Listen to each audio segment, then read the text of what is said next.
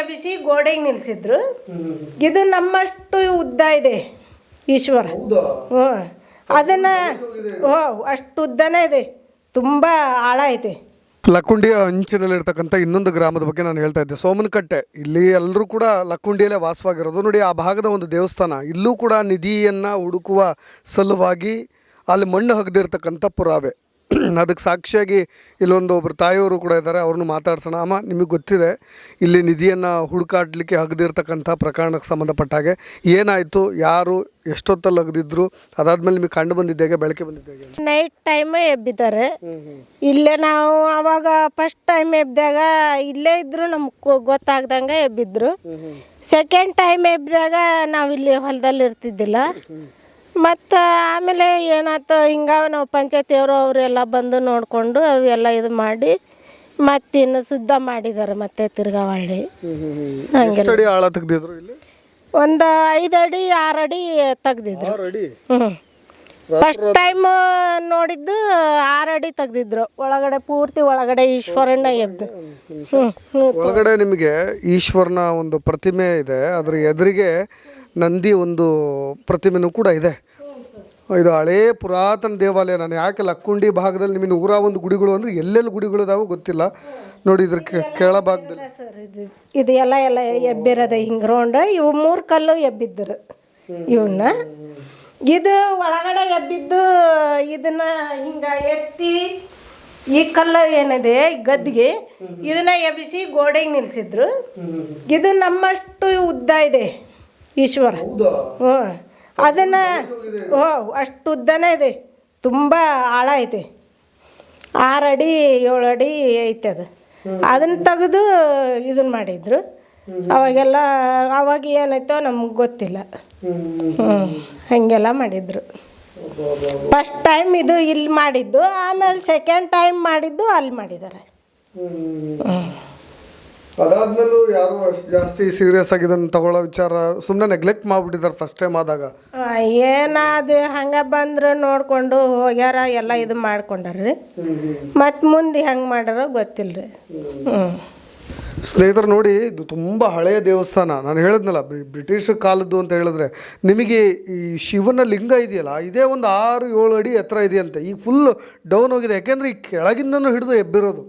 ಈ ಎಲ್ಲ ದೇವಸ್ಥಾನಗಳಲ್ಲೂ ನಾವು ಮೂಲ ಪ್ರತಿಮೆ ಇರುತ್ತಲ್ಲ ಗರ್ಭಗುಡಿಯಲ್ಲಿ, ಅದ್ರ ಕೆಳಗೇನೋ ಆಸ್ತಿ, ನಗನಾಣ್ಯ, ಈ ಸಂಪತ್ತನ್ನು ರಾಜರು ಇಟ್ಟಿರ್ತಕ್ಕಂಥ ಸಾಧ್ಯತೆಗಳಿದೆ ಅಂತ ಹೇಳಿ ಆ ಪೂರ್ತಿ ಲಿಂಗದ ಭಾಗವನ್ನೇ ಮೇಲೆತ್ತಿದ್ದಾರೆ. ನೋಡಿ, ನಿಮಗಿಲ್ಲಿ ಒಳಗೆ ಪೂರ್ತಿ ಆ ಲಿಂಗು ಒಳ ಹೋಗಿರ್ತಕ್ಕಂಥ ಸ್ಪೇಸು ಹೆಂಗೆ ಕಾಣಿಸಿಕ್ತೈತಿ ಇಲ್ಲಿ ಅಂತ. ಅಬ್ಬಾ. ಜೊತೆಗೆ ಈ ಖತರ್ನಾಕ್ ವ್ಯಕ್ತಿಗಳು ಮತ್ತೆ ಇನ್ನೂ ಇತಿಹಾಸಗೆ ದುರಾಸೆಗೆ ಮೊದಲ ಬಾರಿ ಅಲ್ಲಿ ತೆಗೆದಿದ್ದಾರೆ. ಮೇ ಬಿ ಅಲ್ಲಿ ಸಿಕ್ಕಿದೆಯೋ ಸಿಕ್ಕಿಲ್ವೋ ಇವ್ರಿಗೂ ಕೂಡ ದಾಖಲೆ ಇಲ್ಲ. ಊರಿನವ್ರಿಗೆ ತಿಳಿಸೋ ಕೆಲಸ ಮಾಡಿದ್ದಾರೆ. ಈ ಕೆಳಗೆ 3 ಚಪ್ಪಡಿಗಳು ಬರುತ್ತೆ. ಈ ನಂದಿ ಲಿಂಗ ಪ್ರತಿಮೆ ಇದೆಯಲ್ಲ, ಅದ್ರ ಕೆಳಗೆ ಆ 3 ಚಪ್ಪಡಿಗಲ್ಲೂ ಕೂಡ ಎಬ್ಬಿರ್ತಕ್ಕಂಥ ಒಂದು ಸೂಚನೆ ನಿಮಗೆ ಸಿಗ್ತಾ ಇರೋದು. ಆರಾಮ್ಸೆ ನೋಡಿದ್ರೆ ಗೊತ್ತಾಗ್ಬಿಡುತ್ತೆ ನಿಮಗೆ ಕಣ್ಣಿಗೆ. ನೋಡಿ, ಅದ್ರ ಕೆಳಗೆ ಏನಿದೆ ಅಮ್ಮ? ಇಲ್ಲಿ ಕೆಳಗೆ ಏನಾದ್ರು ಫುಲ್ ಖಾಲಿ ಸ್ಪೇಸ್ ಇದೆಯಾ ಅಥವಾ ಏನು? ಮತ್ತು ಹೌದಾ? ಹಾಂ. ಹಿಂಗ ಊರನ್ ಜನ ಬಂದು ನೋಡ್ಕೊಂಡು ಎಲ್ಲ ಇದು ಮಾಡಿದ್ದಾರೆ. ಇದನ್ನ ಎಬ್ದಾಗ ನಾವು ಇಲ್ಲಿ ಇರಲಿಲ್ಲ, ಮಂದಿಗೆ ತೋಟ ಹಾಕಿದ್ವಿ ನಾವು. ಇವಾಗ ಸ್ವಂತವಾಗಿ ನಾವು ಮಾಡ್ತಾಯಿದ್ವಿ. 2 ವರ್ಷದಿಂದ ಈಗ ನಾವು ಮಾಡ್ತಾಯಿದ್ವಿ.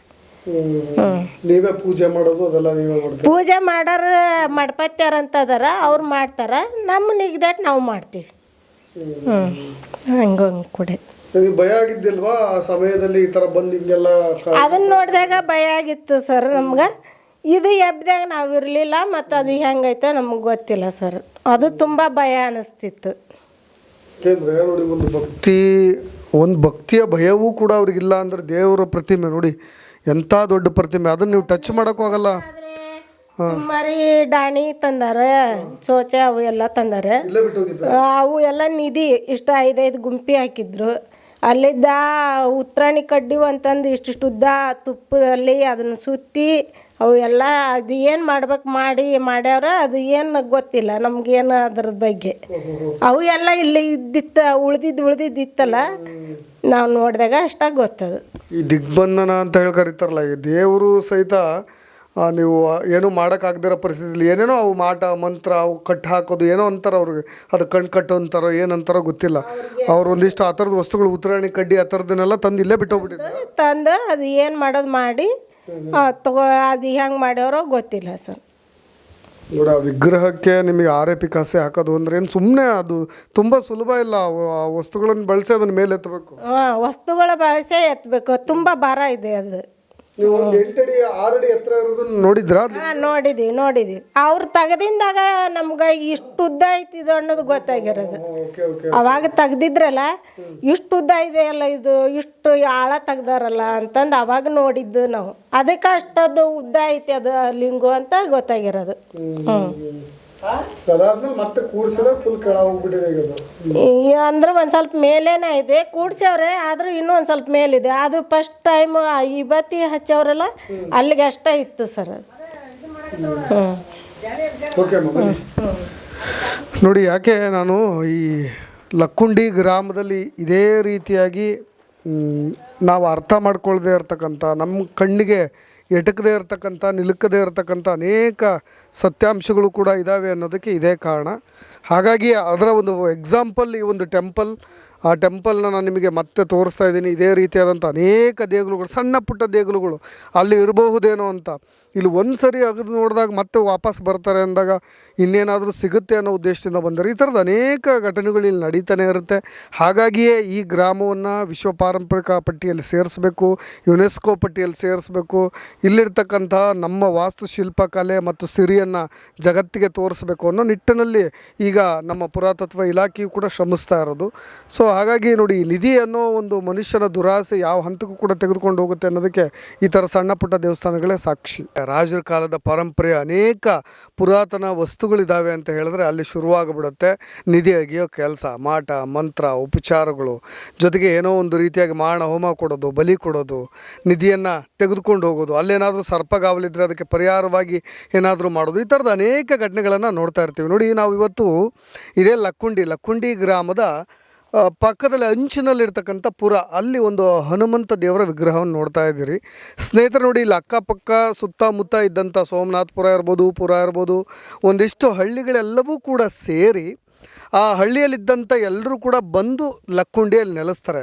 ಈ ಲಕ್ಕುಂಡಿಯ ಸುತ್ತಮುತ್ತ ಯಾಕೆ ನಿಧಿಯ ಒಂದು ಪುರಾವೆಗಳು, ಕುರುಹುಗಳು ಬಗ್ಗೆ ಮಾತನಾಡ್ತಾ ಇದ್ದೀನಿ ಅಂದರೆ, ಇದೇ ಜಾಗದಲ್ಲಿ ಸಿಕ್ಕಂಥ ನಿಧಿಯನ್ನು ಅಗಿಲಿಕ್ಕೆ ಎಲ್ಲೆಲ್ಲೆಲ್ಲೆಲ್ಲಿ ನಿಧಿ ಇದೆಯೋ ಅಲ್ಲೆಲ್ಲ ಕಡೆ ಅಗಿಯೋ ಕೆಲಸವನ್ನು ಕೂಡ ಮಾಡಿದ್ದಾರೆ.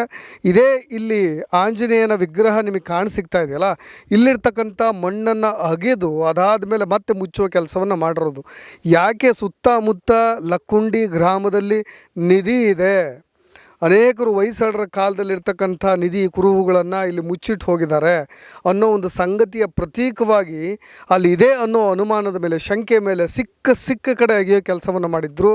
ಅದೇ ಜಾಗದಲ್ಲಿ ಮುಂದೆ ನಿಂತ್ಕೊಂಡು ನಾನು ಮಾತಾಡ್ತಾ ಇದ್ದೀನಿ, ನಿಧಿ ಸಿಗುತ್ತೆ ಅಂತ ಅಗೆದಿರ್ತಕ್ಕಂಥ ಗುಂಡಿ ಇದು. ನೋಡಿ, ಅದಾದ ಮೇಲೆ ಜನರಿಗೆ ಗೊತ್ತಾಗಿ ಅಲ್ಲೊಂದು ಹನುಮ ದೇವರನ್ನ ನಿಲ್ಲಿಸಿ ಶ್ರೀರಾಮ ಅನ್ನೋ ಒಂದು ಪೆಟ್ಟಿಗೆಯನ್ನಿಟ್ಟು ಅದಕ್ಕೆ ಪೂಜೆ ಮಾಡೋ ಕೆಲಸ. ಇದು ಒಂದು ಫಾರೆಸ್ಟ್ ಡಿಪಾರ್ಟ್ಮೆಂಟ್ ತೆಗೆದುಕೊಂಡಂತಹ ಒಂದು ಜಾಗ ಇದು. ಸುತ್ತಮುತ್ತಲು ಬೇಲಿ ಹಾಕಿ ಮಾಡಿತ್ತು. ಕೊನೆಗೆ ಅದಾದ ಮೇಲೆ ಇಲ್ಲಿ ಏನಾಯಿತೋ ಏನೋ ಗೊತ್ತಿಲ್ಲ, ಅನೇಕ ಕಡೆ ನಿಮಗೆ ಒಂದು ನಿಧಿ ಇದೆ ಅಂತ ಹೇಳಿದ್ರೆ ಅಲ್ಲೊಂದು ಸರ್ಪಗಾವಲಿದೆ ಅನ್ನೋ ರೀತಿಯಾಗೂ ಕೂಡ ಅನೇಕ ಚರ್ಚೆಗಳು ಕೂಡ ಆಗುತ್ತೆ. ಅದೇ ರೀತಿಯಾದಂಥ ಅನುಮಾನವನ್ನು ಕೂಡ ವ್ಯಕ್ತಪಡಿಸಿದ್ದು ಇದೇ ದೇವಾಲಯಕ್ಕೆ ಸಂಬಂಧಪಟ್ಟ ಹಾಗೆ. ಲಕ್ಕುಂಡಿಯ ಬಗ್ಗೆ ನಾನು ಮಾತನಾಡ್ತಾ ಹೋದರೆ ಭಾಳಷ್ಟು ಮಾತನಾಡ್ಬೋದು. ಯಾಕೆ ಹೀಗೆ ಅಗಿತಾ ಇರತಕ್ಕಂಥ ಜಾಗದಲ್ಲೂ ಕೂಡ ಆ ವೀರಭದ್ರೇಶ್ವರ ದೇವಸ್ಥಾನ ಮತ್ತು ಇದು ಕಲ್ಯಾಣಿ ಆ ಒಂದು ದಾರಿ ಬರುತ್ತೆ ಸೀದಾ, ಆ ದಾರಿಯ ಭಾಗವನ್ನು ಈಗ ಅಗಿತಾ ಇರೋದು. ಅಲ್ಲೇನಾದರೂ ಕುರುಹುಗಳು ಸಿಗ್ಬೋದಂತ. ಆರಂಭದಲ್ಲಿ ದಿನಕ್ಕೆ ಒಂದು 4 ಇಂಚು 5 ಇಂಚು ಇವತ್ತು ತೆಗೆದಿರೋದು, ಅದಾದ ನಂತರ ನಾಳೆ ಮತ್ತೊಂದು 4 ಫೂಟ್ ಅಗಿಯೋ ಕೆಲಸವನ್ನು ಮಾಡ್ತಾರೆ. ಎಲ್ಲಿಯವರೆಗೂ ಅಂದರೆ ಆ ಮೆಟ್ಟಿಲುಗಳು, ಆ ದಾರಿ ಇದೆಯಲ್ಲ, ಆ ದಾರಿ ಸಿಗೋವರೆಗೂ ಸೂಕ್ಷ್ಮವಾಗಿ ಏನಾದರೂ ಆ ದಾರಿ ಕಾಣಿಸ್ಬಿಟ್ರೆ ಅದಾದ ಮೇಲೆ ಈ ಪಿಕಾಸಿ ಸಲಿಕೆ ಅವೆಲ್ಲವುಗಳನ್ನು ಕೂಡ ಬದಿಗಿಡಬೇಕಾಗತ್ತೆ. ನಿಧಾನವಾಗಿ ಬ್ರಷ್ಗಳ ಮುಖಾಂತರವಾಗಿ ಆ ದಾರಿಯನ್ನು ಮಾಡ್ಕೊಳ್ತಾ ಹೋಗ್ಬೇಕು. ನೀವು ಸಿನಿಮಾಗಳಲ್ಲಿ ಮಾತ್ರ ನೋಡಿರ್ತೀರಿ, ಒಂದು ರೀತಿಯಾಗಿ ಎಸ್ಕವೇಷನ್ ಅಂತ ಕರಿತೀವಲ್ಲ, ಅಂದರೆ ಉತ್ಖನನ ಕಾರ್ಯ ಹೇಗಿರುತ್ತೆ ಅಂತ. ಯಾವುದೋ ಒಂದು ವಿಗ್ರಹ ಅದನ್ನು ತುಂಬ ಸೂಕ್ಷ್ಮವಾಗಿ, ಈ ತಲೆಬೋರ್ಡುಗಳು ಸಿಕ್ಕಾಗ FSLನವರು ಅವರು ವರದಿ ಸಂಗ್ರಹಿಸೋದನ್ನು ನೀವು ಸೂಕ್ಷ್ಮವಾಗಿ ಸಿನಿಮಾಗಳಲ್ಲಿ ಗಮನಿಸಿರ್ತೀರಿ. ಈ ಥರ ಪುರಾತನ ವಸ್ತುಗಳು ಸಿಕ್ಕಾಗಲೂ ಕೂಡ ಅದೇ ಪ್ರೊಸೀಜರ್ನ ಫಾಲೋ ಮಾಡಬೇಕಾಗತ್ತೆ. ನಿರಂತರವಾಗಿ ಕೆಲಸವನ್ನು ಕೂಡ ಮಾಡ್ತಾ ಇದ್ದಾರೆ. ನಾನು ಇವತ್ತು ಅದಕ್ಕೋಸ್ಕರವಾಗಿ ನೋಡಿ, ಇಲ್ಲಿ ನಿಧಿ ಅಗಿಯೋ ಕೆಲಸವನ್ನು ಹೇಗೆ ಮಾಡ್ತಿದ್ರು, ಯಾವ ಮಟ್ಟಿಗೆ ಇಲ್ಲಿ ಕೋಟ್ಯಾಧೀಶ್ವರಾಗಿ ಆಗಿರೋರು ಇದ್ದಾರೆ, ಅದೇ ರೀತಿಯಾಗಿ ಮತ್ತೆ ಭಿಕಾರಿಗಳು ಆಗಿದ್ದಾರೆ ಅನ್ನೋ ರೀತಿಯಾಗಿ ಇಲ್ಲಿನ ಸ್ಥಳೀಯರು ಮಾತನಾಡ್ತಾಯಿದ್ರು. ಆ ಒಂದು ಭಯ ಸಹಜವಾಗಿ ಕೆಲವೊಬ್ಬರಿಗಿದೆ. ಹಾಗಾಗಿ ಅವರು ಸಿಕ್ಕಾಗ ಅದನ್ನು ಸರ್ಕಾರಕ್ಕೆ ಕೊಡೋ ಕೆಲಸವನ್ನು ಕೂಡ ಮಾಡ್ತಾರೆ. ಪ್ರಾಚ್ಯ ವಸ್ತುಗಳು ಅದಕ್ಕೆ ಗೌರವ ಕೊಟ್ಟು ಮಾಡ್ತಕ್ಕಂಥ ಕೆಲಸ. ಅದಕ್ಕೋಸ್ಕರವಾಗಿ ನಾನು ಊರಿಂದ ಒಂದು 3 ಕಿಲೋಮೀಟ್ರ್ ಅಂಚಿನಲ್ಲಿರ್ತಕ್ಕಂಥ ಜಾಗ, ನಿಧಿ ಅಗದಿರ್ತಕ್ಕಂಥ ಜಾಗ, ಅದನ್ನು ನಿಮಗೆ ತೋರಿಸ್ಬೇಕು ಅನ್ನೋ ಒಂದು ಉದ್ದೇಶದಿಂದ ಇಲ್ಲಿಯವರೆಗೂ ಕೂಡ ಬಂದೆ. ಈಗ ಸದ್ಯ ಗಂಗಭರಿತಿ ಮತ್ತು ಪ್ರಜ್ವಲ್ ಆ ರೀತಿ ಒಬ್ಬ ಚಿಕ್ಕ ಹುಡುಗ, ಆತ ತೆಗೆದುಕೊಂಡಂಥ ನಿರ್ಧಾರ ಈಗ ಎಲ್ಲರೂ ಕೂಡ ಗಮನ ಸೆಳೀತಾ ಇರೋದು. ಅದರ ಉದ್ದೇಶ ಭಾಗವಾಗಿ 2025 ನೆನಗುದಿಗೆ ಬಿದ್ದಿದ್ದಂಥ ಇದೇ ಸಿದ್ದರಾಮಯ್ಯನವರು ಅನೌನ್ಸ್ ಮಾಡಿದಂಥ ಏನು ಆ ವೀರಭದ್ರೇಶ್ವರ ದೇವಸ್ಥಾನದ ಮುಂಭಾಗದಲ್ಲಿ ಒಂದು 25 ಲಕ್ಷ ಅನೌನ್ಸ್ಮೆಂಟ್ ಆಗಿ ಅಲ್ಲಿ ಉತ್ಖನನ ಕಾರ್ಯ ಆಗಬೇಕು ಅನ್ನೋ ಉದ್ದೇಶವಾಗಿ ಸದುದ್ದೇಶದಿಂದ ಮಾಡಬೇಕಾಗಿತ್ತು. ಇದನ್ನು ಈಗ ಒಂದು 250 ಮೀಟ್ರ್ ಕೂಗಳತೆ ದೂರದಲ್ಲಿ ಸಿಕ್ಕಿರ್ತಕ್ಕಂಥ ಒಂದು 470 ಗ್ರಾಮ್ ನಿಧಿ, ಅದು ಈಗ ಆ ಕೆಲಸವನ್ನು ಮಾಡಲಿಕ್ಕೆ ಮತ್ತೊಂದಿಷ್ಟು ಪ್ರೇರೇಪಣೆಯನ್ನು ಕೊಟ್ಟಿದೆ, ಮೋಟಿವೇಶನ್ ಮಾಡಿದೆ. ಅದೇ ಭಾಗವಾಗಿ ಈಗ ನಡೀತಾ ಇರ್ತಕ್ಕಂಥದ್ದು. ನೋಡಿ, ಏನೇ ಇರ್ಬೋದು, ಕೆಲವೊಬ್ರು ಹೇಳ್ತಾರೆ ಇದೇ ಗ್ರಾಮದವರು ಒಂದು 7 ಅಡಿಯ ರತ್ನ ಖಚಿತ ಕವಚ ಇರತಕ್ಕಂಥ ಒಂದು ಸರ್ಪದ ರೀತಿಯಾಗಿ ಒಂದು 11 ಅಡಿ ಆ ವೀರಭದ್ರೇಶ್ವರ ದೇವಸ್ಥಾನದ ಆ ವೀರಭದ್ರನ ಕಣ್ಣುಗಳು, ಆ ದೃಷ್ಟಿ ಯಾವ ಕಡೆ ಬರುತ್ತೋ ಆ ದಿಕ್ಕಿನಲ್ಲಿ ಅಲ್ಲೊಂದಿದೆ ಅಂತ ಹೇಳಿ ಅವರು ಕೂಡ ಒಂದು ಊಹೆ ಮಾಡ್ತಾರೆ. ಕೆಲವೊಂದಿಷ್ಟು ದಾಖಲೆಗಳ ಸಮೇತವಾಗಿ ಮಾತನಾಡ್ತಾರೆ. ಈ ಲಕ್ಕುಂಡಿಯಲ್ಲಿರ್ತಕ್ಕಂಥ ಇತಿಹಾಸಗಳ ಆಳ್ವಿಕೆ ಮಾಡಿರ್ತಕ್ಕಂಥ ಜಾಗಗಳು, ಅವ್ರು ಹೇಗೆ ಮನೆಗಳಲ್ಲಿ ಮುಚ್ಚಿಡ್ತಾ ಇದ್ರು, ಬ್ರಿಟಿಷರು ಹೆಚ್ಚಾಗಿ ಬರ್ತಾ ಇರ್ತಕ್ಕಂಥ ಜಾಗ, ಅಲ್ಲಿ ಹೇಗೆ ಅದನ್ನು ಮುಚ್ಚಿಡ್ತಾಯಿದ್ರು, ಅವುಗಳನ್ನು ನಿಗೂಢವಾಗಿ ಎಲ್ಲಿ ಇಡ್ತಾಯಿದ್ರು. ಒಂದೇ ಸರಿ ಏಕಾಏಕಿಯಾಗಿ ಬ್ರಿಟಿಷರು ದಾಳಿ ಮಾಡಿದಾಗ ಇಲ್ಲಿರ್ತಕ್ಕಂಥ ಕುಟುಂಬದವರು ಅವುಗಳನ್ನೆಲ್ಲೋ ಅವುಚಿಡಬೇಕು ಅನ್ನೋ ಕಾರಣಕ್ಕೆ ಗೋಡೆಗಳ ಸಂದಿಯಲ್ಲೋ ಮಣ್ಣಿನ ಅಡಿಯಲ್ಲೋ ಇಟ್ಟಿರ್ತಕ್ಕಂಥದ್ದು. ಅದಾದಮೇಲೆ ಅವಸಾನದ ಅಂಚಿಗೆ ಕುಟುಂಬಗಳೆಲ್ಲವೂ ಕೂಡ ಆ ತಲೆಮಾರುಗಳು ಬೆಳೆದ ಹಾಗೆ ಎಲ್ಲೋ ಮಣ್ಣಲ್ಲಿ ಹುದುಗಿರ್ತಕ್ಕಂಥ ನಿಧಿಗಳು ಈಗ ಪತ್ತೆ ಆಗ್ತಾ ಇದ್ದಾವೆ. ಅದಕ್ಕೋಸ್ಕರವಾಗಿ ಲಕ್ಕುಂಡಿ ಅನ್ನೋದು ಒಂದು ಐತಿಹಾಸಿಕ ಗ್ರಾಮ. ಜೊತೆಗೆ ನಿಮಗೆಲ್ಲ ಗೊತ್ತಿರೋ ಹಾಗೆ ಒಂದಿಷ್ಟು ಐತಿಹಾಸಿಕ ಇತಿಹಾಸ ಇರತಕ್ಕಂಥ ಗ್ರಾಮ. ಅದನ್ನು ಮತ್ತೆ ಮರುಕಳಿಸ್ಬೇಕು, ಮತ್ತು ಅದನ್ನೆಲ್ಲವನ್ನೂ ಕೂಡ ಆ ಪುಟಗಳ ಸುವರ್ಣ ಯುಗವನ್ನು ಮತ್ತೆ ತೆರೆದಿಡಬೇಕು ಅನ್ನೋ ಪ್ರಯತ್ನವಾಗಿ ಈಗ ಉತ್ಖನನ ಆಗ್ತಾ ಇರೋದು. ನೋಡೋಣ ಏನಾಗುತ್ತೆ. ಎಲ್ಲಿಯವರೆಗೂ ಕೂಡ ಆ ಒಂದು ಮಣ್ಣನ್ನು ಅಗಿಯೋ ಕೆಲಸ ಮಾಡ್ತಾರೆ. ಆ ದಾರಿಯನ್ನು ಮಾಡಬೇಕಾದ್ರೆ, ಆ ದಾರಿ ಇರುವ ದಾರಿಯನ್ನು ತೋರಿಸೋ ಪ್ರಯತ್ನವನ್ನು ಮಾಡಬೇಕಾದ್ರೆ ಆ ಲಕ್ಕುಂಡಿ ಗ್ರಾಮದಲ್ಲಿ ಈಗ ಸದ್ಯ ಉತ್ಖನನ ಆಗ್ತಾ ಇರೋ ಜಾಗದಲ್ಲಿ ಅಲ್ಲೇನಾದರೂ ಪುರಾತನ ವಸ್ತುಗಳು ಸಿಗುತ್ತಾ, ಅದು ಮತ್ತೇನಾದರೂ ಇತಿಹಾಸಗಳನ್ನು ಹೇಳುತ್ತಾ ಅನ್ನೋದನ್ನು ನಾವು ಕುತೂಹಲದಿಂದ ಕಾದು ನೋಡಬೇಕಾಗುತ್ತೆ. ಇನ್ನಷ್ಟು ಅಪ್ಡೇಟ್ಸ್ಗಳೊಂದಿಗೆ ಮತ್ತೆ ಬರ್ತೀನಿ. ನಾನು ರಾಕೇಶ್ ಆರುಂಡಿ, ಧನ್ಯವಾದ.